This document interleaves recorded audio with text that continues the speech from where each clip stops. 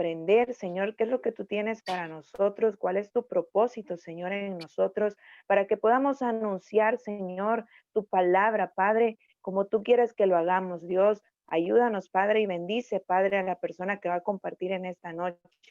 Por favor, ministra su vida también, Padre, y ayúdale siempre, Padre, como tú lo haces con cada uno de nosotros todos los días. Dios, ponemos en tus manos, Señor, esta reunión y que todo lo que se haga, Padre, sea para glorificarte a ti. En el nombre de Jesús, amén. Amén.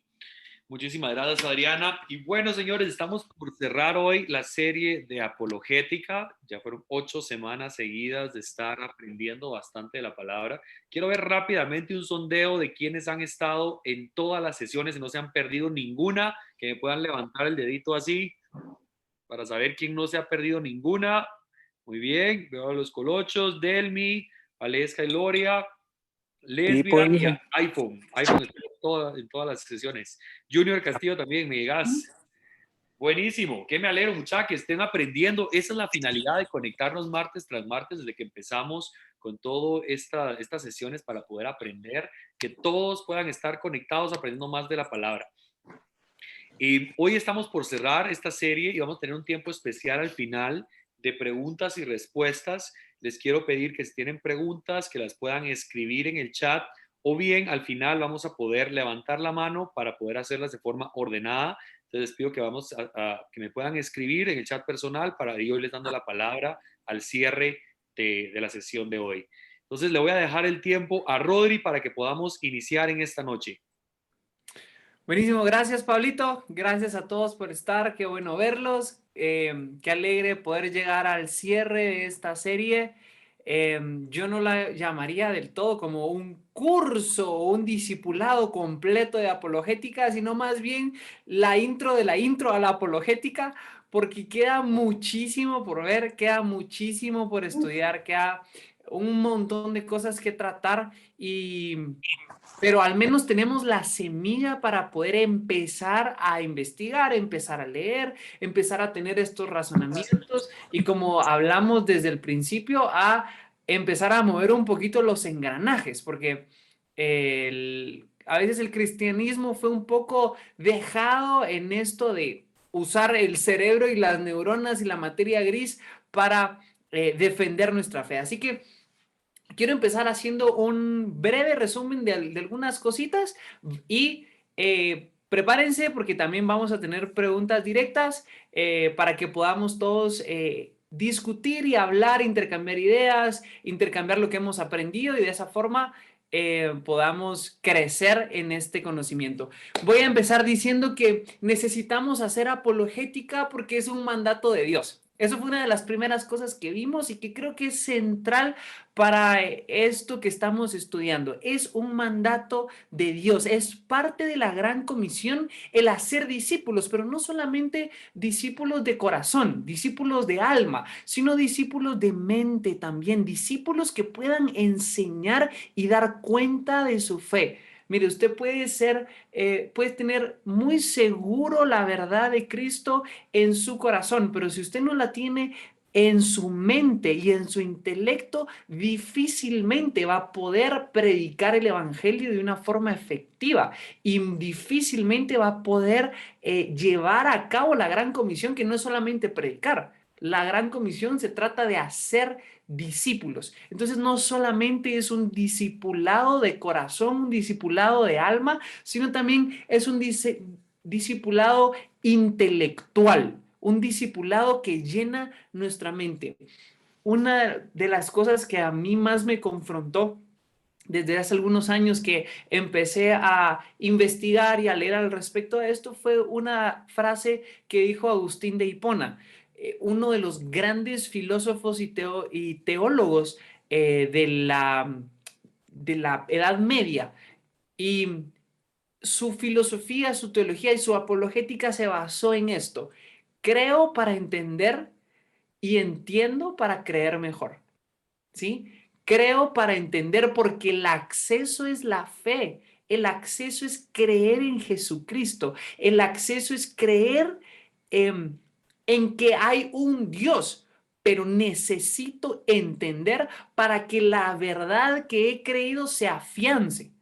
Entonces, esto es como el eslogan diría yo, de lo que nos tiene que motivar y lo que nos tiene que guiar. Creo para entender y entiendo para creer mejor.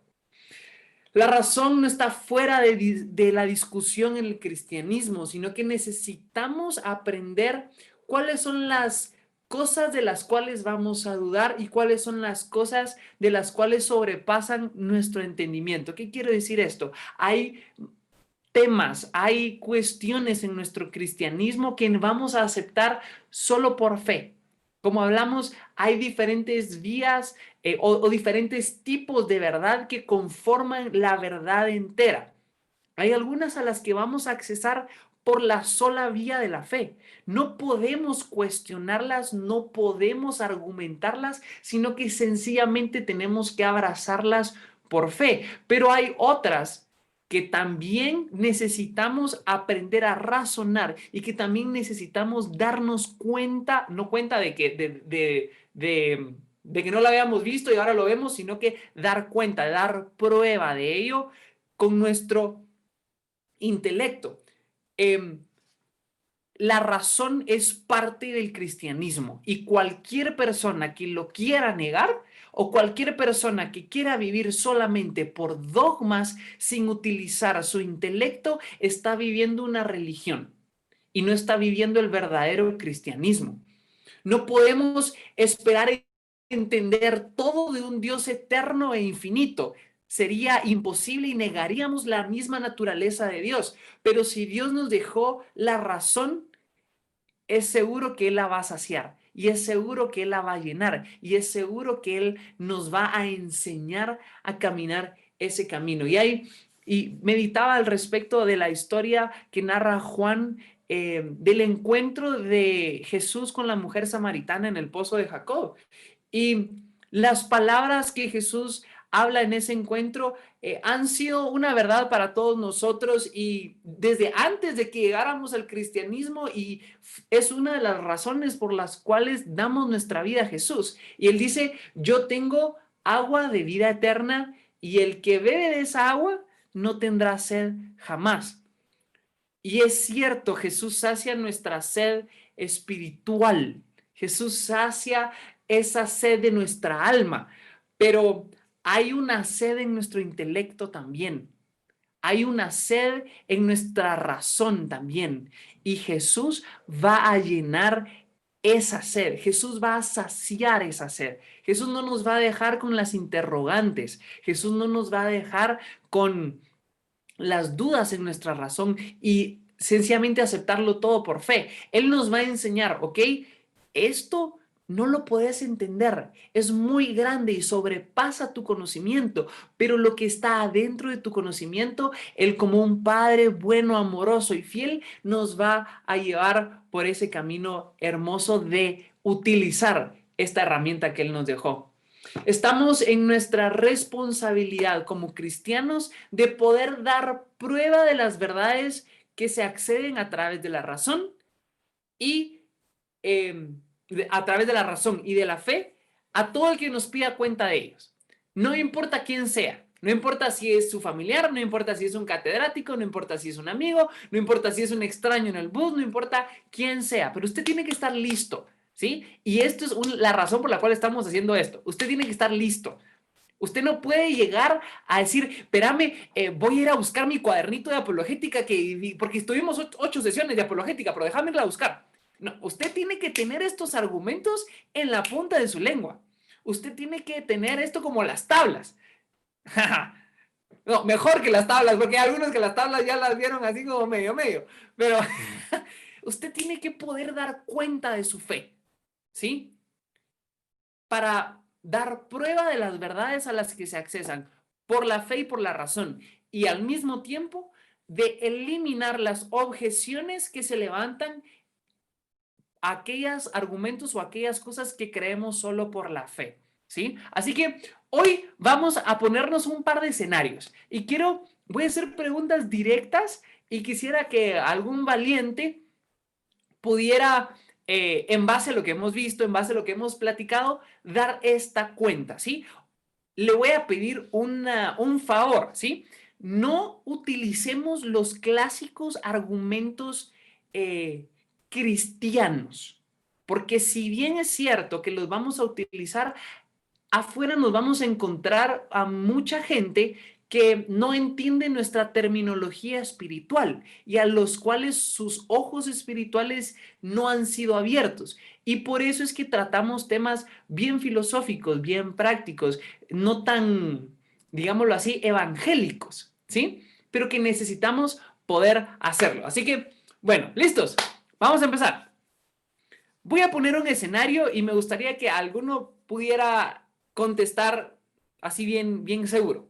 Primero, soy una persona completamente materialista. Solo creo en aquellas cosas que mis sentidos pueden experimentar. Por lo tanto, dudo de la existencia de Dios. Dudo de que Dios exista porque ni lo puedo tocar, ni lo puedo ver, ni lo puedo leer, ni lo puedo sentir con mi piel. No hay absolutamente nada que yo pueda tomar como prueba. ¿Cómo sé que existe Dios?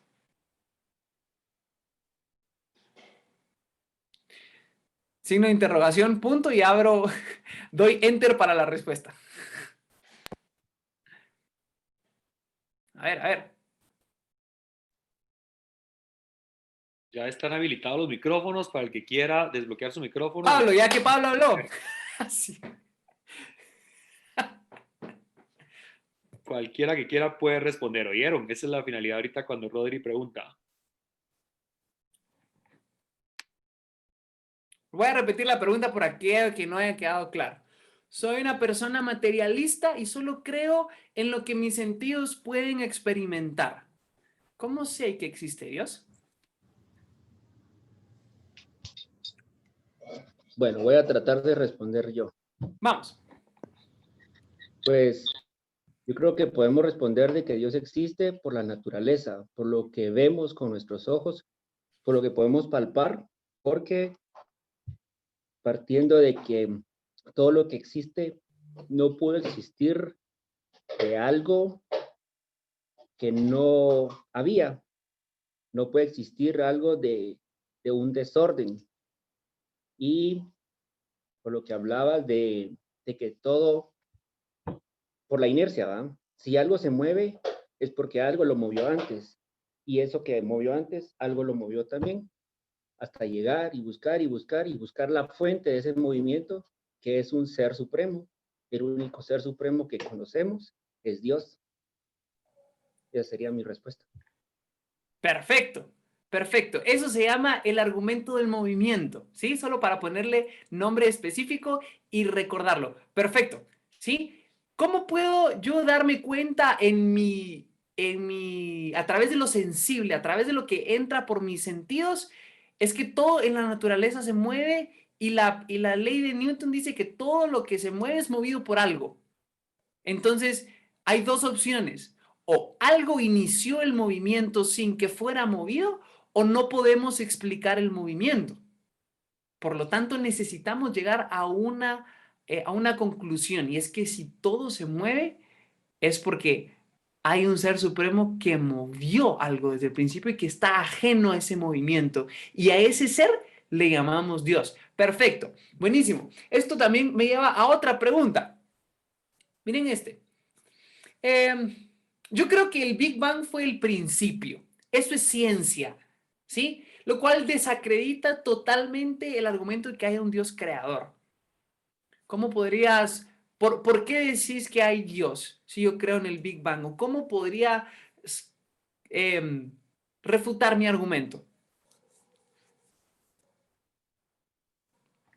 Familia Saavedra, alguien ¿Voy yo? escribieron en el chat, dice. A ver. ¿No? Bueno, ¿alguien más? ¿Voy yo? Voy a preferir que si hay otra persona que lo haga, así vamos pudiendo participar todos. pero gracias por la disposición. Lo aprecio mucho. ¿Alguien más?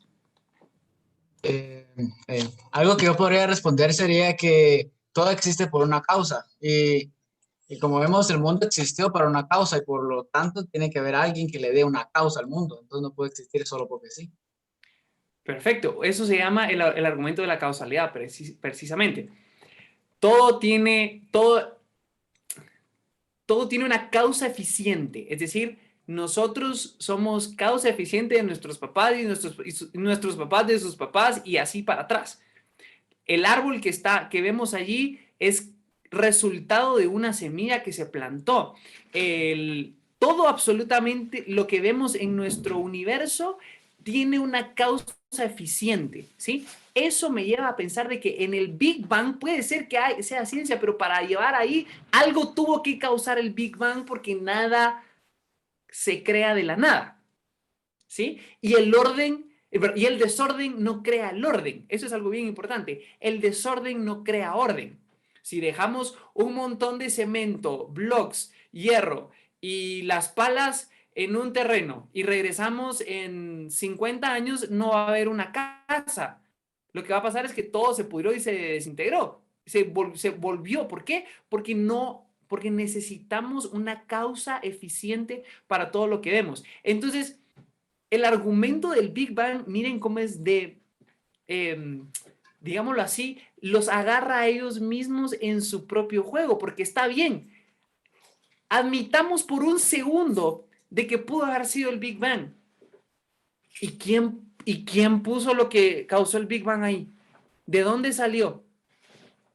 ¿Dónde estaba lo que hizo a las cosas explotar?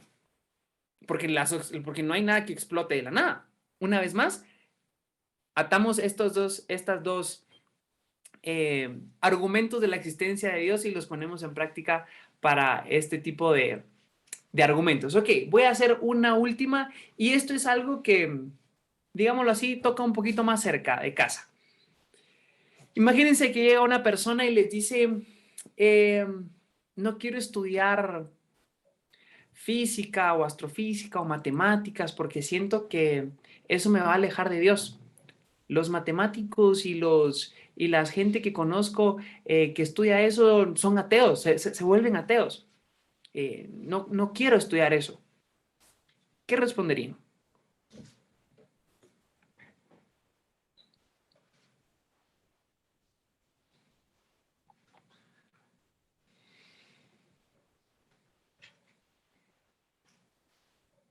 Chanananan. Bueno, yo, A ver, yo pienso que, bueno, si como ya es una persona cristiana, ¿verdad? Cuando estás caminando ya con el Señor, vas experimentando muchas cosas sobrenaturales, ¿verdad? Que te hacen creer, pues, de que Él existe, ¿verdad? Entonces, puede ser que es una persona tal vez débil en su creencia en Dios y por eso tiene temor, ¿verdad? Porque tiene temor de dudar tal vez de lo poco que he experimentado, porque por decirte, cuando uno experimenta muchas cosas con él, o sea, decís, bueno, yo me meto a esto porque es lo que me gusta, pero yo tengo claro que en lo que ok, creo, pero ¿verdad? ese no es un argumento que satisfaga su intelecto. No. ¿Qué argumento podríamos utilizar? O sea, está bien, pero estamos hablando de argumentos. Rodri, yo creo que la misma ciencia, como se ha dicho, la matemática y aún la astronomía, si quieres estudiar astronomía, si ya crees en Dios, te va a llevar a contemplar más de cerca la grandeza de Dios y el poder de su creación, pues. ¿Por qué? Porque creemos que Él creó todo. Ok, ¿Verdad? pero Y la misma Biblia no termina dice... del todo de quitarle su miedo a la persona. O sea, no le estás dando ninguna certeza. Perdón que sea así como un No, poco ajá, cortante, sí, pero sí. quiero hacerlos pensar un poquito. Ojo. ¿Alguien más? Voy con A ver, pena, pero Tú dijiste que la ciencia confirmaba la existencia de Dios y que no estaban peleadas. Ok, ajá. Y que más bien yo le diría que eso le podría ayudar a confirmar la existencia de Dios. Porque,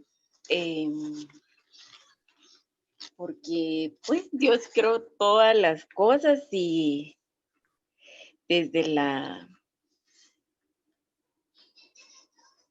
materia, tiempo y espacio que vimos al principio en Ajá. Génesis 1, ¿verdad? Ok, bien. Creo que hay algo Bien, encaminado. está bien, pero si se dan cuenta son argumentos dentro de el área, digámoslo así, religiosa, ¿sí? Hablamos al principio de las sesiones de que habían tipos de verdades, ¿se acuerdan? No necesitamos fe para saber que 2 más 2 es 4. No necesitamos fe para saber de que hay una sustancia, un tipo de células en las plantas que las hace verdes y se llama clorofila y a través de eso hacen la fotosíntesis, ¿sí? Eso no está en la Biblia, pero sigue siendo verdad. Entonces, ¿cómo podría yo darle paz a esta persona? Decirle, mira, es cierto, o puede ser que hay gente que se ha vuelto atea a través de esto, pero no es la mayoría. ¿Sabes por qué? Porque ese es solamente un tipo de verdad. La matemática, la física, la astronomía es un tipo de verdad, pero ninguna de esas te va a llevar a contradecir el otro tipo de verdad, que es la verdad espiritual. ¿Sí? Podemos estudiar los planetas, pero nada en el estudio de los planetas nos va a negar la existencia de un Dios de amor. Nada de lo que estudiemos en física o matemática te va a llevar a contradecir de que hubo un Dios que dio su vida y que su sacrificio redime tus pecados. Nada de lo que vos puedas estudiar en biología, en ciencia, en cualquier área de las ciencias duras, digámoslo así, va a poder negar la existencia de Dios.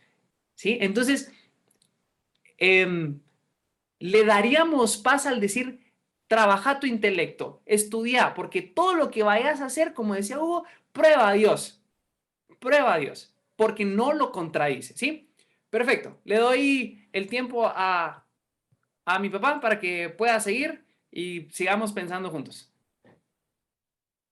Perfecto, gracias Rodri. Yo pongo mi cronómetro. Tengo que contarles una historia. Y es una historia de 3 australianos que estaban ebrios y estaban en los Estados Unidos y caminando por un muelle encontraron a un militar condecorado, un militar muy reconocido. Pero como ellos estaban ebrios y eran extranjeros, le preguntaron al militar, ¿dónde estamos? Él se sintió muy ofendido por la pregunta tan directa y él le dijo, ¿ustedes saben quién soy yo? Y entonces uno de ellos dijo, hoy sí estamos en graves problemas. Nosotros no sabemos dónde estamos y él no sabe quién es. Eso es prácticamente la necesidad que tenemos de la apologética, de poder dar respuestas a todas las preguntas y como lo dijo Rodri bien, nos van a hacer preguntas muy duras y muy directas y nos van a cuestionar y van a ser incluso hasta agresivas. Quiero decirles la razón y la necesidad que tenemos de presentar argumentos lógicos y razonables. De hecho, quiero decirles que la fe judeocristiana es la base de la ciencia. No puede haber ciencia si no hubiesen principios judeocristianos, porque el simple hecho de razonar que hay un Dios inteligente detrás de todo lo creado nos hace hacer ciencia porque creemos que van a haber leyes detrás de ese conocimiento. ¿Me voy a entender con esto? La base de la ciencia es la fe judeocristiana, porque el conocimiento que tenemos de que hay un Dios creador nos hace pensar que detrás de toda la creación hay leyes. Y dicho sea de paso, los padres fundadores de la ciencia, Galileo, Newton, Kepler, fueron cristianos de renombre, cristianos comprometidos con Dios y con la ciencia. Hoy en día, una de las cosas fascinantes que tenemos para responderle a la gente acerca de las ciencias es que las mismas matemáticas pueden dar una explicación del universo, y eso es tremendo, ¿no? ¿Cómo es que Dios nos dejó las matemáticas para que por medio de las matemáticas entendamos el universo? Si yo les hago una pregunta en esta pequeña introducción y les digo, ¿qué es la gravedad? No, ¿qué es el horizonte, perdón? ¿Qué es el horizonte? ¿Qué me diría usted? ¿Qué es el horizonte?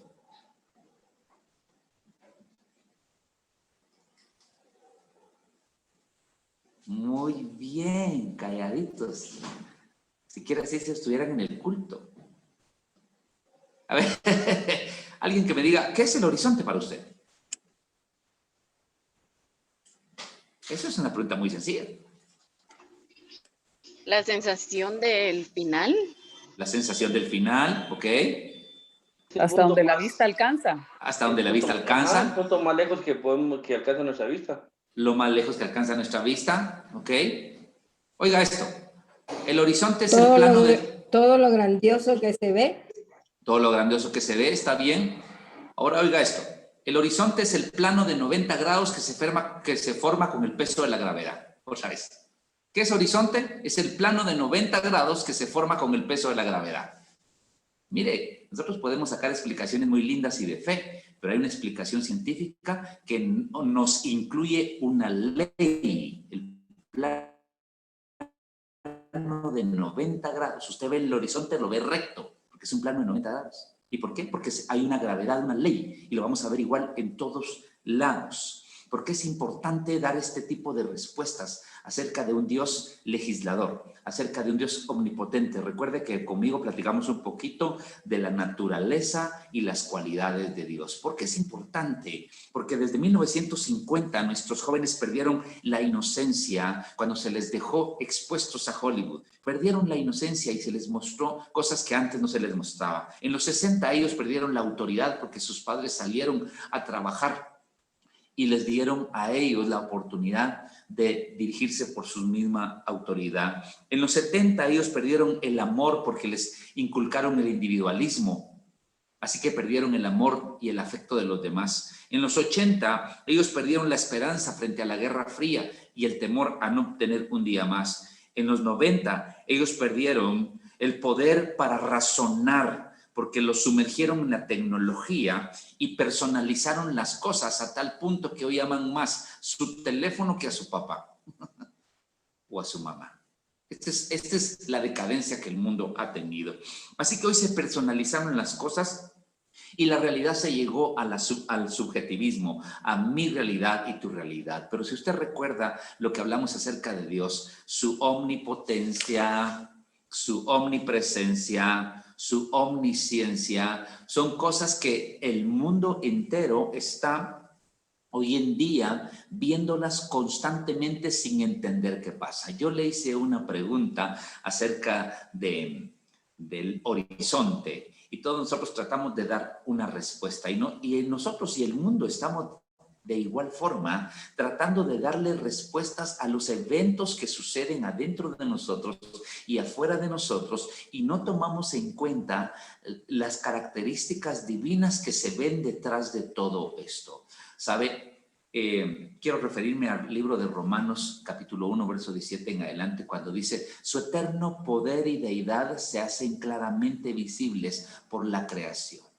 Y una de las cosas que Marce nos habló y ella profundizará será en el tema del diseño. No quiero meterme a eso, pero ella nos platicará un poco, nos resumirá un poco.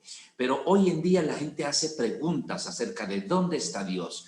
¿Está lejos Dios? ¿Está cerca Dios? ¿Cómo lo puedo ver? ¿Por qué si hay un Dios omnipotente no arregla todo de una sola vez? ¿Por qué si tenemos un Dios que conoce todo lo que viene, por qué no arregla desde ya las situaciones y mete su mano? ¿Por qué si tenemos un Dios todopoderoso, entonces por qué no actúa en medio de este caos que estamos viviendo? ¿Y cómo podemos creer en un Dios eterno? Pero ¿sabe? La Escritura nos dice que la misma creación nos está manifestando que esas cualidades del Dios del cual nosotros creemos están impregnadas en el lienzo natural que Él nos dejó. Mire qué precioso es ver la naturaleza y las leyes. Y una de las cosas que golpea mucho la mente del naturalista evolucionista que niega al Señor, y como dijo Rodri acerca del Big Bang, yo creo en el Big Bang, pero eso descarta a Dios. Porque el evolucionista a largo plazo, piensa en que nosotros somos producto de una serie de procesos evolutivos donde el más apto sobrevivió. Y si somos solamente una consecuencia del más apto, nos preguntamos ¿por qué tanta belleza? A ver, mire su foto ahí ahí donde usted está reflejado, y no le parece que ¿por qué tanta belleza? ¿Eh? ¿Cuántos están de acuerdo conmigo? La madre. Porque, ¿está de acuerdo conmigo? Dígale, Señor, si solo es la sobrevivencia del más apto, ¿por qué tanta belleza? ¿Ya vio usted las flores? ¿Ya vio la cantidad de colores que nosotros podemos ver y la cantidad de colores que realmente hay? La cantidad de olores que hay y las cuales nosotros no podemos oler todas. ¿Sabe? Uno de los argumentos que podemos presentarle y preguntarle a cada uno de los que está buscando una verdad racional es decirle, óyeme, ¿y por qué la belleza en la naturaleza? ¿Sabes por qué la belleza? Porque ahí tenemos un Dios que es eterno, todopoderoso, que todo lo sabe, que todo lo ve y que está en todo lugar. Es un Dios que va más allá de las normas de la naturaleza, ¿sabe? Yo le tengo una pregunta, como las que hizo Rodri. ¿Qué hacemos cuando una persona nos pregunta si Dios está en todos lados, ¿por qué me abandonó cuando yo sufrí? ¿Qué le diría usted a una persona así? Si Dios está en todos lados, ¿por qué no intervino cuando yo sufrí? Dígame que no es una persona que tiene fe, es una persona que se está preguntando si Dios existe. ¿Qué le diría a usted?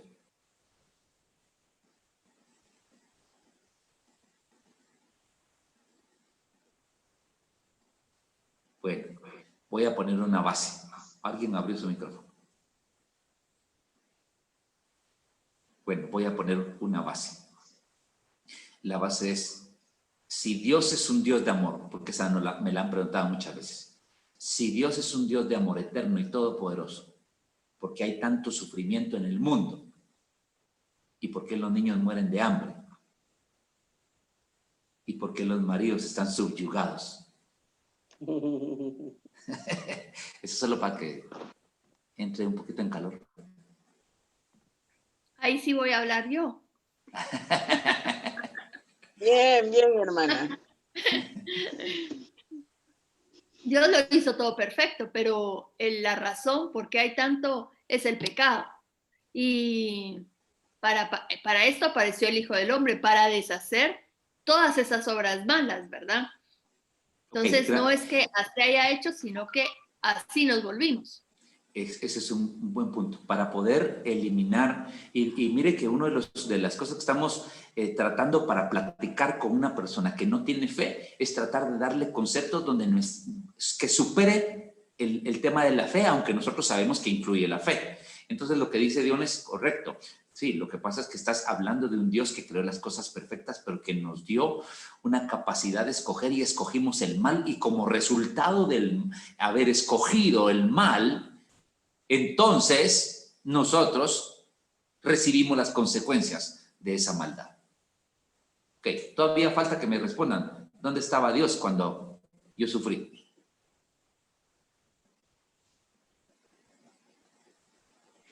Pastor, yo creo que él nunca se fue, él siempre está ahí. Lo que pasa es que él es un caballero, él respeta las decisiones de las personas. Ok, pero un caballero a la hora de la dificultad se metería a defenderla, ¿no? Sí. ¿Sí?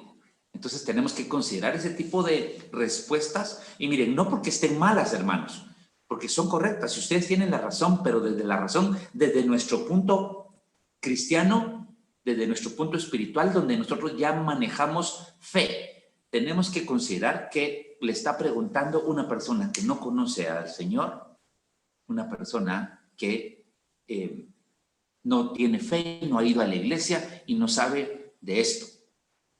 Así que ayúdeme a responderle a esta persona. ¿Dónde estaba Dios cuando yo sufrí? Pastor, yo diría que acá Dios no es causante del mal ni de las cosas que nos suceden, porque Él utiliza esto para otros fines mayores que Él tiene como propósito, para cumplir en nosotros su plan eterno globalmente, con todo lo que Él va a realizar. Ok, entonces me parece muy bien, perfecto. Dios no es causante del mal. El problema es que nosotros sacamos a Dios. No es que Él no haya querido estar y que Él no pudo haber extendido su mano, sino que yo lo saqué de mi vida. Yo lo saqué en su accionar, porque Él, siendo todopoderoso, se limitó y nos dio una voluntad que nosotros hoy tenemos, o que Él ha respetado y que Él tiene para nosotros. Bueno, yo ya no tengo más tiempo para hacerles más preguntas y más resúmenes. Así que se me acabó el tiempo y quiero entregarle el tiempo a Marce para que siga con nosotros. Gracias, gracias.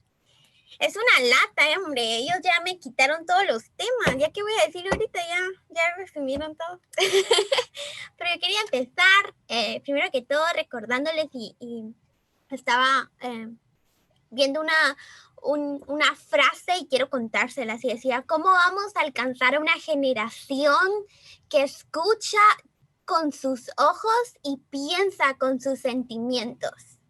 Y a mí me encantó esta frase de Ravi Zacharias y quiero de verdad animarlos a que miremos que la apologética va a ser ha sido, pero ahora más que nunca es una de las herramientas evangelísticas que vamos a utilizar para alcanzar a una generación que está pensando con sus sentimientos. Y también quiero rapidito contarles cuál es una de las mayores pruebas de la existencia de Dios, es nuestras vidas y cómo lo hacemos. Me encanta, estaba leyendo un libro la semana pasada y que hablaba de la iglesia local y nos decía, y decía, la iglesia local, si se mantiene local, va a perder la esencia de la iglesia, porque la esencia de la iglesia no es una esencia local, pero es una esencia global. Nos reunimos para salir y ese es el propósito que nosotros tenemos. Entonces, materiales como este nos alientan a ser la iglesia, porque quiera que no, lo que estamos viviendo aquí es solo una parte de la iglesia, pero no es la esencia de la iglesia. La esencia de la iglesia es ir. Y hoy le voy a traer un poco y estaba pensando qué hablar ahorita y cómo resumirlo y todo, pero al principio, para empezar, quiero darle herramientas de cómo puede usted seguir aprendiendo y le quiero dar unos títulos de algunos libros que le sugeriría que pueda leer y que pueda buscar para seguir aprendiendo. Uno de los libros, realmente ayer lo terminé de leer, lo leí en un día, entonces si yo le leí un día, usted lo puede leer en un día también. Y este se llama Más que un carpintero, de Josh McDowell. Y este sigue viendo cómo probar la existencia de Jesús, que sería el siguiente paso. Y se lo recomiendo, es un libro chiquito, 10 capítulos, y se lo va a leer así súper rápido. Otro libro está en inglés, pero si usted sabe un poquito de inglés y lo puede leer, se lo recomendaría, y es más para todas las mamás, que es un libro especializado para mamás y apologética, y cómo instruir a los niños en apologética y cómo prepararlos para enfrentar las verdades, las mentiras que el mundo les tira, y se llama Mama Bear's Apologetics. Y de verdad le recomendaría esto. Y el último libro que le recomendaría es Evidencias que demandan un veredicto. Es de Josh McDowell también. Y esos son algunos libros que yo le recomendaría para que siguiera leyendo, que se siguiera preparando. Hay una frase que dice que cuando paramos de aprender, paramos de vivir y paramos de ser funcionales. Entonces les quiero decir, en el reino de Dios es igual. Desde el principio los cristianos eran demandados a poder leer y escribir y eran los primeros que estaban interesados para eso. ¿Por qué? Para leer la Biblia, para conocer, porque ellos sabían que si no se preparaban no podían seguir creciendo, y así igual en nosotros. Tiene que haber una hambre de seguir creciendo para poder honrar. Al final es un mandamiento. Dios dice que nos tenemos que amar con todo nuestro corazón, pero también con toda nuestra mente. Entonces le digo, es un mandamiento. Use su mente. Empieza a aprender porque las personas de afuera lo necesitan y usted lo necesita también. Porque si usted no cree con su mente, no cree completamente. Somos personas tripartitas y es mente, corazón y espíritu. Y no podemos dejar una. Entonces le digo, metámonos todos a seguir aprendiendo y que esto no sea el final, sino el principio. Y seguimos, voy a hacer un resumen. Lo primero que hablamos en la primera clase era esto. Apologética es un mandamiento. Las personas que no pueden comprobar su fe, dijimos, eran personas que no eran personas verdaderas, sino eran una estafa. No sea una estafa de cristiano. Sea un cristiano bueno que pueda defender su fe. Después, la serie que vimos, ¿verdad? Razonamiento, fe, las dos no podemos conformarnos con una, ya lo repetimos. Créame, lastimosamente, muchos de las apologéticas han sido los peores teólogos, porque solo se meten a razonar, pero no se meten a ver espiritualmente. Y le voy a decir, alguna de las primeras cosas que vamos a necesitar es que no todo lo vamos a poder responder con la razón, pero hay muchas cosas que le vamos a poder responder cuando estamos llenos del Espíritu Santo. Y el Espíritu Santo, hermano, es necesario para nosotros. Él nos va a recordar todo lo que aprendimos. Como decimos, tenemos que aprenderlo y Él nos va a recordar, pero después usted se va a dar cuenta que el Espíritu Santo va a llegar y lo va a llenar y va a poder, va a poder llenar los espacios vacíos. Entonces, seamos personas fuertes en las dos, ¿verdad? En la fe, en la razón, pero también en el Espíritu Santo. Hay que meternos más. Le voy a decir otra vez, nos vamos a enfrentar siempre, esto lo dije en la primera sesión, a 3 tipos de personas que no creyentes. Y una de las personas es personas que no creen porque le conviene. A estas personas que no creen por lo que le conviene, porque simplemente si no hay Dios no me tengo que portar bien, tenemos que hablarles estas verdades y tenemos que decirles cómo nuestra naturaleza que vimos enseña que Dios existe y cómo adentro de nosotros no podemos encontrar plenitud si no caminamos de la manera que Dios nos mandó a caminar.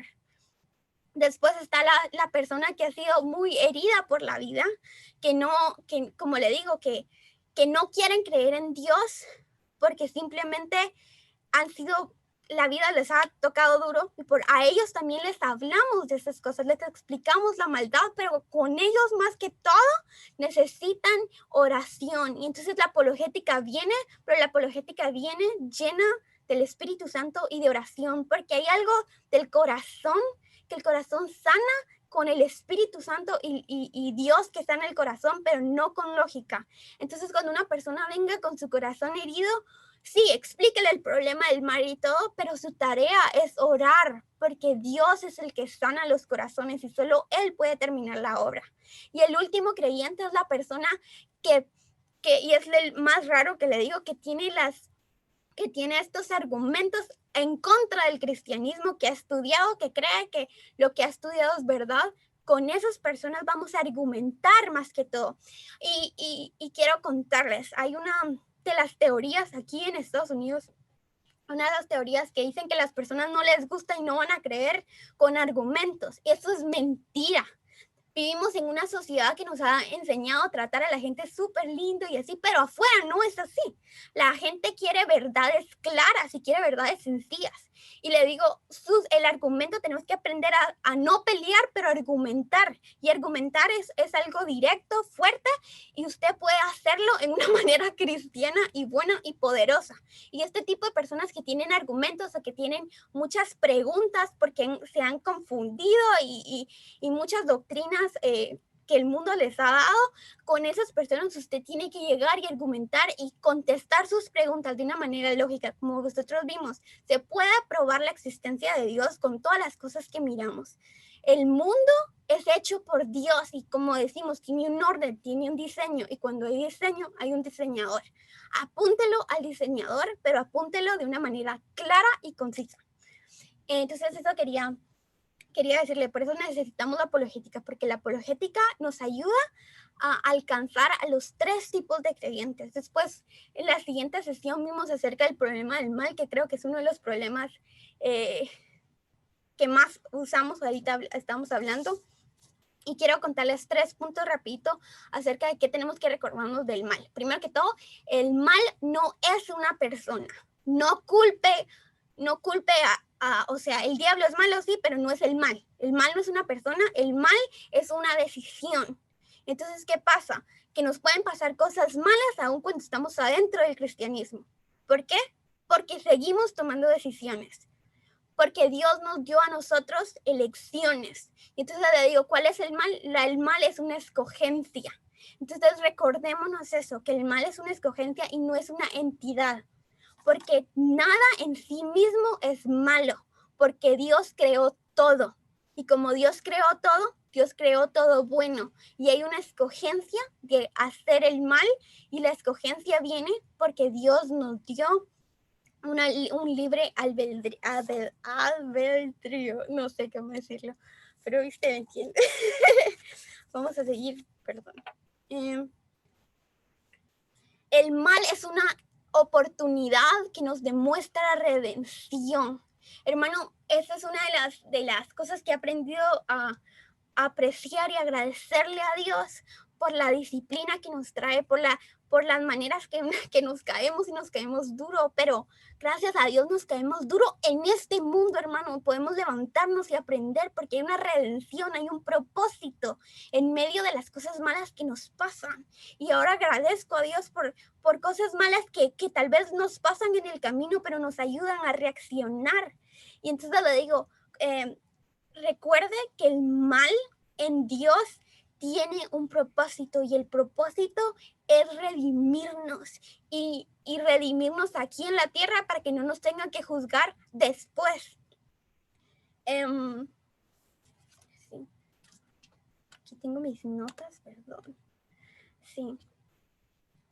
Quiero leerle algo, como decimos, el problema del mal muchas veces empieza porque tenemos una idea de cómo sería Dios, y le digo, como le conté con Job, Dios va más allá de nuestras ideas, no podemos encajar a Dios, eso no es correcto. Y quiero leerle un poco de no sé si usted ha visto la película de Narnia. ¿Alguien ha visto Narnia? Sí. Narnia es un libro que hicieron de apologética. Realmente C.S. Lewis usó ese libro de Narnia para poder hablar de Dios en contextos donde no aceptaban el evangelio. Es más, todavía está funcionando. Ahora hay programas aquí en Estados Unidos donde nos prohíben poder hablar del evangelio, donde los libros de las crónicas de Narnia están entrando. Y con la manera que discutimos, la gente se empieza a dar cuenta que estamos hablando de Jesús sin tener que mencionar a Jesús. ¿No le parece increíble? Entonces son estas cosas que nos van a ayudar. Y hay una frase que me encanta y la quería usar, que dice, cuando Lucy está hablando con los castores y le dice, vamos a conocer a Aslan, y le dice, ¿y qué es Aslan? Ella pregunta, y ella dice, Aslan es un león. ¿Un león? Y ella pregunta, ¿es peligroso? Y le dicen, sí es peligroso. Pero ¿por qué vamos a ir? Le dice Lucy. Y el señor castor le responde, porque Aslan es peligroso, pero porque es un león. Pero Aslan, aun cuando es peligroso, es bueno. A mí me impresionó porque esa idea de, es peligroso, sí, pero es bueno. Y así es nuestro Dios. Cuando usted se va a presentar a Dios, ¿es peligroso? Sí, para su carne es peligroso, pero su naturaleza es completamente bueno. Entonces tenemos que recordar eso, que aun cuando Dios no lo podemos controlar, como mirábamos en Job, podemos tener la confianza que es completamente bueno y todo lo que hace tiene un propósito. Y eso es lo que miramos en apologética. Miramos que el mundo que diseñó tiene un propósito, que la manera que estamos nosotros, que nuestra conciencia tiene un propósito y todo nos apunta a Dios. Y hoy sí le voy a hacer las preguntas. Yo soy la policía buena y Rodrigo es el policía malo, entonces mi pregunta va a estar fácil. Y mi pregunta es, ¿por qué Dios no creó un mundo con menos sufrimiento? Si alguien me puede contestar.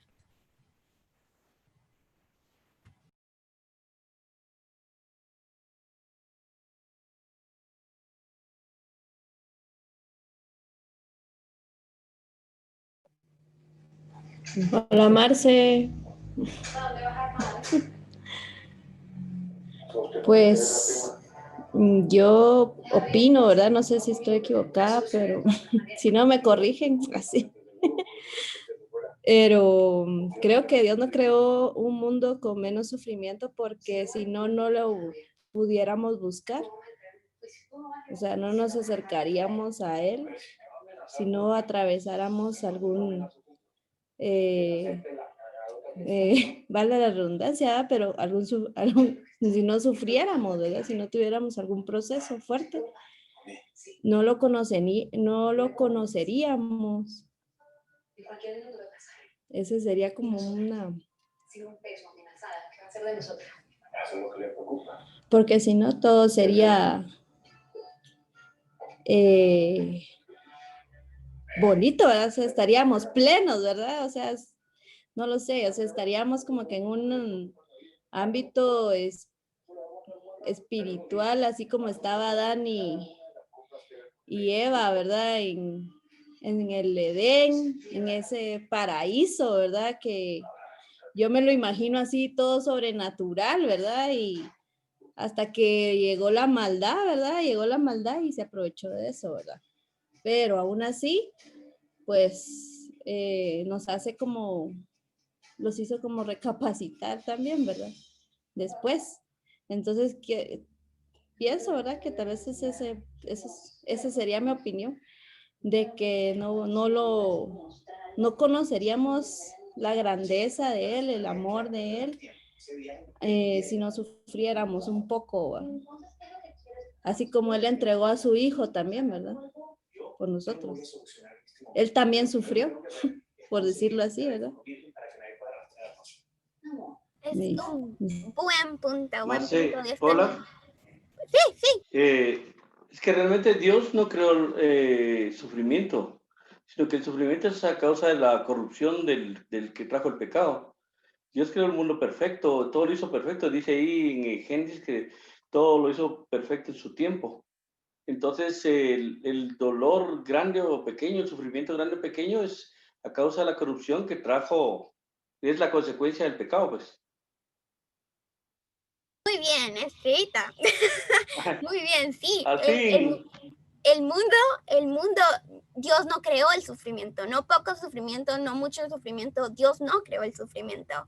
Dios, nosotros como dijimos, el sufrimiento viene de las decisiones que hacemos. Entonces el sufrimiento, grande o pequeño, es resultado de lo que nosotros elegimos. Más quiero contarles esto cuando dicen, ¿por qué mucho sufrimiento? ¿Por qué sufrimiento de la nada? ¿Por qué huracanes? Como nosotros miramos ahorita, es muy popular ahorita el tema de los huracanes. ¿Por qué todo esto? ¿Por qué el sufrimiento que no tiene sentido, que nosotros no decidimos? ¿Cuál es la respuesta para este sufrimiento? Y por qué es mucho. Y cuando preguntan ¿qué es mucho? Yo digo, ¿qué es mucho? ¿A comparación de qué? ¿Mucho a comparación de qué? Porque el sufrimiento lo puedes comparar con las felicidades. Y es mucha felicidad la que tenemos. No hay una manera de calcular el sufrimiento. Había un ejemplo que hablaban y decían, ¿cuánto es mucho sufrimiento? Mucho sufrimiento es un holocausto de 6 millones de judíos, pero tal vez un holocausto de 700 judíos no es mucho. No, es sufrimiento, sigue siendo sufrimiento, pero la idea es que el sufrimiento no es mucho cuando lo comparamos con la gloria que viene. Y por eso la gloria venidera no es comparable al sufrimiento que estamos pasando. Entonces el sufrimiento viene como una decisión de nosotros. Y como decía Gloria, el sufrimiento tiene un propósito, pero tenemos que recordarlos que viene, que es a consecuencia de nuestras decisiones. Entonces aquí termino. No sé, le doy el tiempo a alguien. Gracias, Marce. Les recuerdo a todos que si tienen preguntas directas que quieran hacer, las pueden escribir en el chat o pueden hacerlas aquí en el micrófono, pueden habilitar su micrófono y hacer una pregunta directa relacionada a todos los temas que vimos de apologética y las estarán respondiendo Pastor Tony, Rodri o Marce. Y también les recuerdo que se está grabando la sesión y que estará siendo subida a las redes para que todos puedan volver a verla, y si se perdieron alguna de las sesiones de apologética pueden regresar a YouTube y a Facebook para poder verlas. ¿De acuerdo? Pastor, ¿vos ibas a decir algo? Justo eso, que podíamos abrir el tiempo ahorita para preguntas o comentarios, los que ustedes tengan, o casos que se les hayan presentado, porque algunas veces se les han presentado algunos casos que no sabemos por dónde responderlos. Entonces este va a ser un buen momento para que todos podamos empezar a conversar los casos o las dudas que tengan. Vamos. Por ejemplo, yo, pastor, con el caso de la familia de Tonito, ¿verdad? Ella a mí me hizo esa pregunta, pues, que por qué su hijo estaba pasando por eso, ¿verdad? Y me dice, mira, nosotros no somos malos, nosotros, o sea, hay muchas circunstancias que ella me menciona que uno dice, bueno, son personas que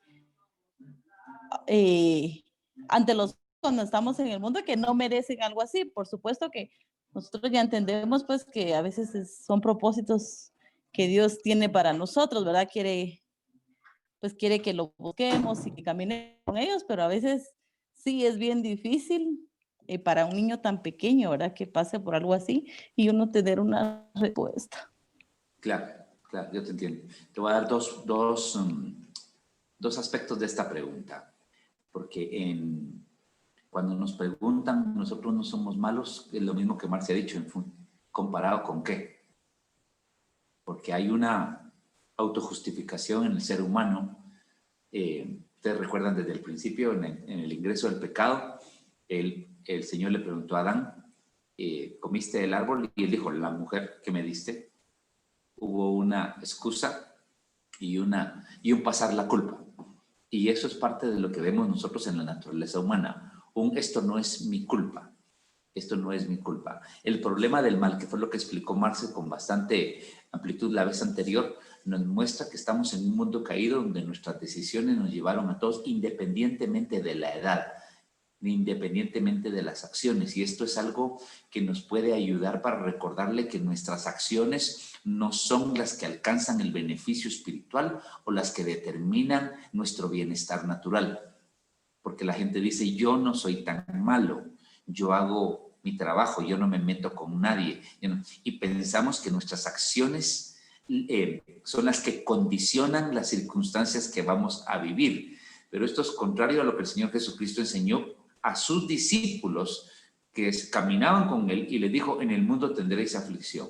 La razón no es porque Dios creara la aflicción, no es porque Dios le mandara a Tonito esta aflicción, sino porque vivimos en un mundo que ya está corrupto, ya está contaminado, ya se descompuso desde los inicios que nosotros como humanidad completa escogimos. ¿Qué necesitamos? Recordarles que no es porque somos buenas personas, recordarles que no es porque nosotros nos portamos bien a nuestros ojos, sino porque nosotros mismos necesitamos la salvación de Dios y entregarle nuestro corazón a Jesucristo. Por eso Él vino a la cruz, por nosotros, pagó por nuestros pecados, pagó por Tonito, y eso es lo que ahora necesitamos entender, que este camino de sufrimiento nos lleva a un solo lugar, al lugar de la cruz, donde Él ya pagó por las transgresiones y donde estamos sufriendo las consecuencias del pecado que nos llevó a este punto. como humanidad, no solo como familia.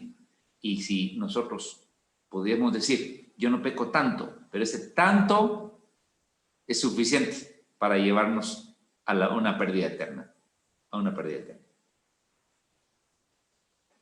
Hay otra pregunta que aquí me hicieron y dice, ¿cómo razonar la causa del abuso sexual infantil donde un niño no tuvo elección o voluntad? Además que no fue su culpa que el pecado existe y que sufrimos las consecuencias. Yo creo que aquí, primero que todo, hay que entender que a veces perdón, se me olvida el español muchas veces. Hay dos personas que sufren. Una que el que hace la decisión y el otra que no tiene la decisión. Aquí tenemos que entender que hay una persona que sí tuvo la decisión. La víctima y perdón, ¿cómo se llama el otro? Victimario. El victimario aquí tuvo la culpa. Y es que ese es el problema que tenemos que entender. El pecado no solo nos afecta a nosotros. El pecado nos afecta a todos. El lazo empezó no con nosotros, empezó con Adán y Eva, pero el pecado de ellos nos afectó a todos. Pero por eso aquí hay que entender que hay una persona que pagó el precio por todos. Y eso no quiere decir que no vamos a sufrir, pero que el sufrimiento es redentivo y no punitivo. ¿Cómo así? Que el sufrimiento que tenemos aún con las decisiones de otras personas en Dios no nos condena para la eternidad, sino nos ayuda y nos acerca a Dios. ¿Por qué? Porque Él pagó el precio por todos. Hay otra pregunta que hacen muchas veces y dice así, ¿por qué Dios no solo nos perdonó? Y quiero poner este escenario. Cuando yo quiebro una lámpara en mi casa, mi papá me dice, te perdono. Pero aun cuando me perdona, Él va a pagar la lámpara. Porque la lámpara se tiene que reparar. ¿Me doy a entender? Y eso es lo bonito acerca de nosotros, del cristianismo, que aun cuando hemos sido afectados por decisiones que nosotros no tomamos, pero decisiones que vienen ligadas por la humanidad o por la maldad de otras personas, ese sufrimiento no es punitivo, sino es redentivo. Y nos va a ayudar a acercarnos a Dios si lo permitimos. Entonces eso es, tenemos que ver que siempre en estos pecados sí hay una decisión, sí hay una maldad por una decisión que tal vez no fue nosotros, pero fue la decisión de otra persona. No sé si alguien quiere añadir algo más. Sí, Marce, y tal vez a mí me gustaría añadir que está implícito en esta pregunta una presunción y es la responsabilidad de Dios sobre el pecado. Porque dicen, Él no tuvo culpa. Entonces están transmitiéndole la culpa a Dios. Está implícito el poder nuevamente tomar eso y transmitírselo al Señor, porque dicen, prácticamente lo que están diciendo de fondo es, Dios tiene la culpa de no haberlo cuidado. Lo que están diciendo es, Dios tiene la culpa de no haberlo preservado. Pero es una culpa, como bien acabas de decir, una culpa que la humanidad está llevando por sus decisiones, porque como aprendimos, el mal es una decisión. Es una decisión que otra persona está tomando cuando te asalta, te quitan el teléfono, el carro, alguien se mete a tu casa, se roba, lo que sea, no. Y después nosotros llegamos y entonces transferimos esa culpa y la llevamos al Señor y le dice, ¿por qué Dios no me cuidó? Como me dijo una persona una vez, confesando una situación que tenía allí de un pecado sexual, y la jovencita estaba esperando bebé y me dice, yo no sé por qué Dios permitió que ese bebé viniera al mundo. Déjame, ¿cómo que si Dios dejó leyes naturales? O sea, si quieren le explico con trocitos cómo pasa esto, pero yo creo que sí sabe bien cómo pasa esto y estamos tratando de transferir el mal y esto hay que entenderlo. Es una responsabilidad humana y Dios tomó su responsabilidad en Jesús y lo cargó.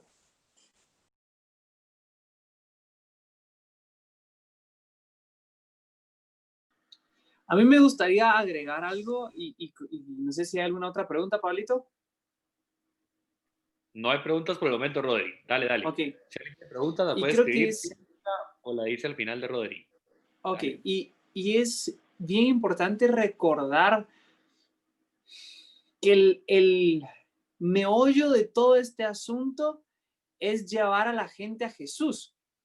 Y no podemos, y aunque es necesario, como decía Marce, tener los argumentos y saber a qué clase de gente nos estamos enfrentando, necesitamos recordar la naturaleza de Jesús.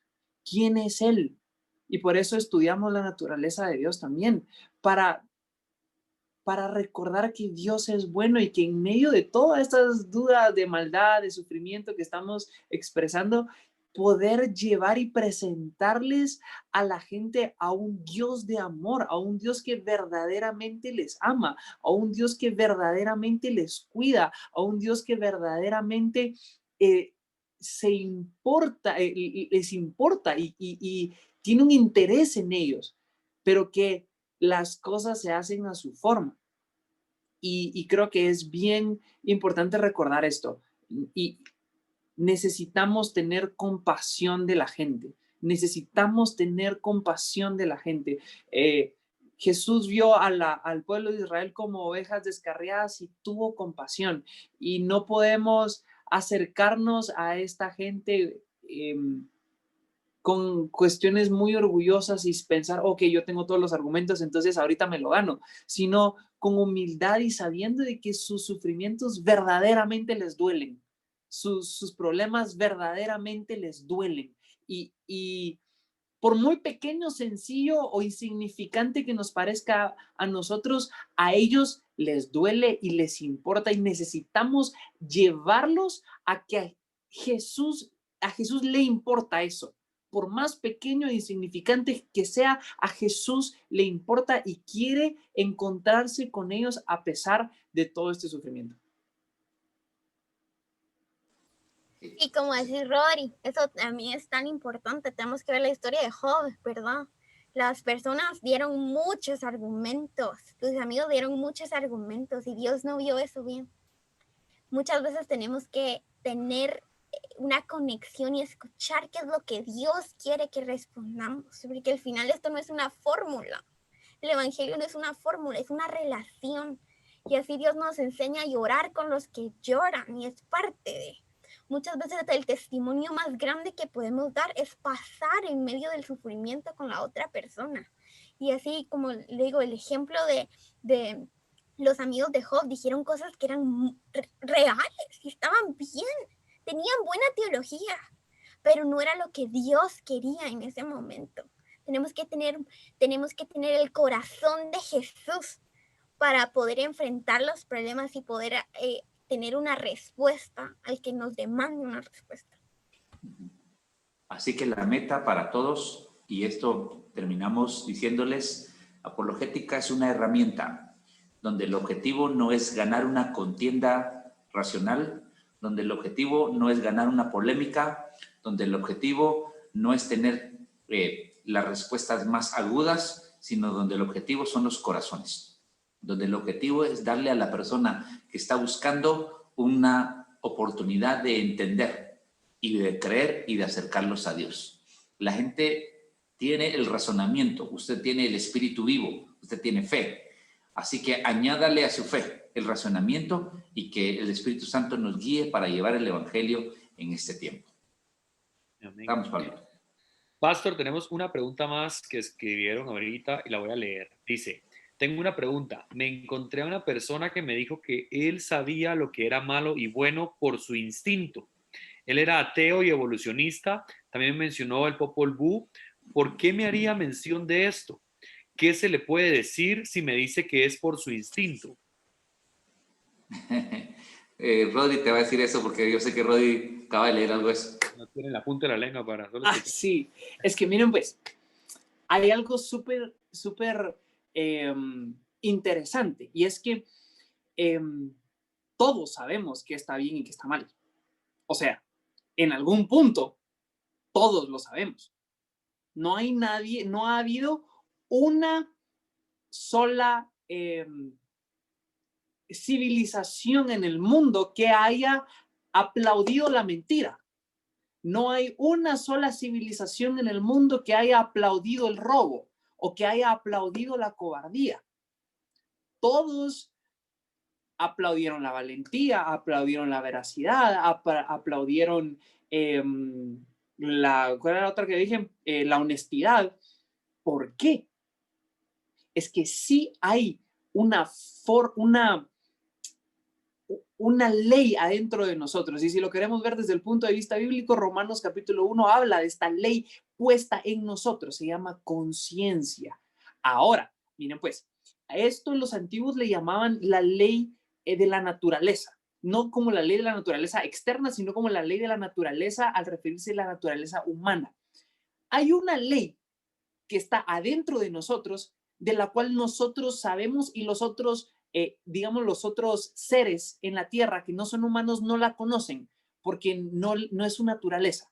Nosotros, los humanos, tenemos una naturaleza que nos dicta que decir la verdad está bien y decir mentiras está mal, que engañar no es correcto, que huir de una batalla cuando se necesita valentía no es correcto. Y cuántas otras cosas adentro de esa conciencia. Pero tenemos una opción de elegir. ¿Por qué tenemos una opción de elegir? Si es una ley. Entonces, eso nos tiene que llevar sí o sí a pensar de que hay un legislador de esa ley. ¿Sí? Una vez más, volvemos a la cuestión del libre albedrío. ¿Por qué tenemos libre albedrío? Usted se da cuenta que un perro no tiene libre albedrío porque no tiene capacidad de decisión. Un perro obedece a la ley de su naturaleza que es instintiva, ¿sí? No es a conciencia, sino es a través del instinto. El perro tiene hambre y come, tiene sueño y duerme, necesita reproducirse y va a buscar una pareja, ¿sí? Esa es la ley que está dentro de él. Y si tuvieran una ley propia a la cual ellos pueden decidir o no decidir, nosotros no tenemos acceso a ella, porque no somos perros. Pero nosotros en nuestra conciencia, en nuestra naturaleza, sí lo está. Entonces, para esta vuelta, para llegar a la pregunta, esto es todo un tema. Si quieren seguir ahondando sobre esto, les recomiendo los primeros 3 capítulos de Mero Cristianismo de C.S. Lewis. Impresionante, donde lo da a profundidad. Entonces, ¿qué le podemos decir a una persona que nos dice, ok, yo sé lo que tengo que hacer porque está bien y lo que está mal? Ok, excelente. Pero ¿cuántas veces le haces caso a esa ley? ¿Cuántas veces has transgredido esa ley? Y si transgrediste una ley, siempre hay una consecuencia. La ley de la gravedad, que es otra ley natural, hace que todo caiga. En el momento en que vos querés transgredir esa ley y te tirás de un segundo piso intentando flotar, lo que va a pasar es que te vas a romper todo. Punto. Entonces, ¿cuántas veces has roto esa ley? ¿Cuántas veces has estado en contra del legislador? Y por lo tanto, si tenés una deuda con ese legislador, ¿cómo la vas a pagar? Una vez más, nos encontramos con la necesidad de aceptar un Dios. Nos encontramos con la necesidad de saber, ok, hay una ley adentro de mí que me dice qué tengo que hacer y a veces no la cumplo. Entonces estoy en deuda con alguien. Estoy en deuda con el legislador. El hermoso legislador nos dejó un camino de salida que se llama Jesús, el cual pagó por nuestros pecados y el cual dio su vida en sacrificio. Por un lado, voy a ir muy rápido, voy a intentar ser rápido, con la cuestión del Popol Vuh. ¿Por qué te mencionó el Popol Vuh? A ver, si bien hay una conciencia y si bien hay un estándar, digamos así, de moral, podemos ver que hubieron variables en algunas civilizaciones. ¿A qué me refiero con esto? Por ejemplo, algunas civilizaciones miraban bien la poligamia, ¿sí? Tener más de una mujer, más de una esposa, pero ninguna civilización vio correcto el agarrar la mujer de tu prójimo, ¿sí? Te dijeron, ok, puedes tener las que querrás, pero las tuyas. En el momento en que agarres la de otro, estás en problemas. Y eso sigue estando con nosotros. A través del cristianismo entendemos de que el Señor diseñó el matrimonio de un hombre y una mujer, pero el patrón de no agarrarla de otro sigue estando. Entonces, vemos de que hay moralidad, hay mejores morales que otras. ¿Por qué puedo decir esto? Porque los nazis mataron a 6 millones de judíos y 60 millones de rusos por su moral. Pero ninguno de nosotros vamos a aceptar este tipo de moral porque sabemos que no está correcta. Entonces, podemos elevar, y si no fuera así, si es Luis dice algo tremendo, no podríamos culparlos de sus hechos tanto como de su color de piel o de su color de ojos. Uno no tiene la culpa de esos rasgos físicos con los que nace, pero sí tiene la culpa de las decisiones que toma. Entonces, al ver que hay grados de moralidad o hay morales que son mejores que otras, necesitamos encontrar cuál es la mejor. Y en este punto, el cristianismo se prueba como la mejor, como la más alta. ¿Por qué? Porque es la que, digamos así, satisface todos los requisitos, ¿sí? Una vez más, esto hay muchísimo para hablar y muchísimo para seguir. Así que mejor la dejo aquí porque si no hablo otra hora. No sé si queda claro mi punto. Quería agregar algo rapidito, yo sí me apuro. Hay un versículo en Levíticos que dice ser santo porque yo soy santo. Entonces ahí hay una expectativa. Y hay una expectativa con la que crecimos y estamos adentro, una expectativa que Dios tiene en nosotros y es ser santo porque yo soy santo. Y cuando miramos la moralidad decimos, ¿por qué? ¿Por qué tengo que obedecer a alguien? Sí, porque una expectativa que Dios puso en mí y en toda la humanidad, que es que yo tengo que ser santo porque Él es santo y somos hechos a su imagen y su semejanza. Lo increíble es que Dios no nos demandó algo que Él no era. Entonces eso es por qué tenemos esa moralidad y por qué tenemos eso, porque es una expectativa que viene del corazón de Dios. Listo. Bueno, hermanos, por la hora vamos a ir cerrando y vamos a finalizar en esta noche. Les recuerdo que vamos a continuar con estos cursos en enero. Viene el curso de Demonología y Liberación, que vamos compartiendo a partir de enero. Estén pendientes que vamos a estarlo compartiendo en las redes de la iglesia y en los grupos de presencia y grupos de jóvenes para que puedan estar todos enterados. Muchísimas gracias al aporte de Pastor Tony, Marce y Rodri. Dios los bendiga, ha sido de mucha edificación para todos nosotros y le recordamos a todos que el material está en las redes. Quisiera pedirle a la familia Arana Rodríguez que nos ayude orando para poder cerrar este curso y que podamos continuar de aquí en enero. Si nos apoyan levantando micrófono y orando, se los agradeceremos. Muy bien. Padre Santo que estás en los cielos, te damos gracias, Señor, porque una vez más tú muestras tu amor para con nosotros, trayendo esta palabra a nuestras vidas, Señor. Te pedimos, Padre, que en el momento que tengamos que hacer uso de esta enseñanza, Señor, tu Santo Espíritu esté con nosotros, Señor. Como dice el pastor, Señor, que podamos avivar ese fuego de tu Santo Espíritu que está en nosotros, Señor, para en el momento de tener que hablar de ti, de defender, de que tú existes, de que todo lo que hay fue creado por ti, Señor, y de que vivimos por ti, Señor. Seas tú quien pongas en nuestra boca las palabras, Señor, que la gente deba escuchar. Esas palabras que convenzan al mundo, Señor Jesús, de que tú existes, de que tú eres nuestro Señor, que tú eres nuestro Salvador, y de que hay un mundo después de este, Señor, en el cual todos nosotros, Señor, sabemos que viviremos. Padre, gracias por la vida de Marce, gracias por la vida de Rodri, por la vida del pastor, Señor, porque ellos han sido instrumentos tuyos, Señor, para esta plática, para esta enseñanza, para este curso, Señor.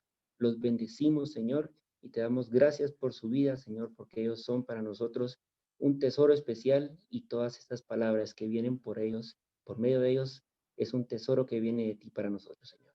Bendice a cada uno de los que estamos en esta reunión, bendice a los que se unirán en enero a ese nuevo curso, Señor, y te damos gracias por tu palabra, por tus bendiciones y por tu amor. En el nombre de Jesús, Señor. Amén y amén. Amén. Dios los bendiga, hermanos. Feliz noche. Estamos despedidos y nos estamos viendo por ahí en las conexiones de la iglesia los miércoles y los domingos. Un gran abrazo. Feliz noche. Feliz noche. Feliz noche a todos. Adiós. Feliz noche. Feliz noche. Marito. Chao, chao, feliz noche.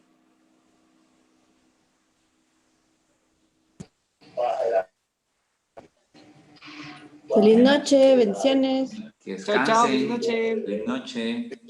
iPhone, feliz noche. No sé quién es. Siempre me quedé con la duda quién era iPhone. A ver si nos abre la cámara. Ahora que saltamos solo nosotros se fue.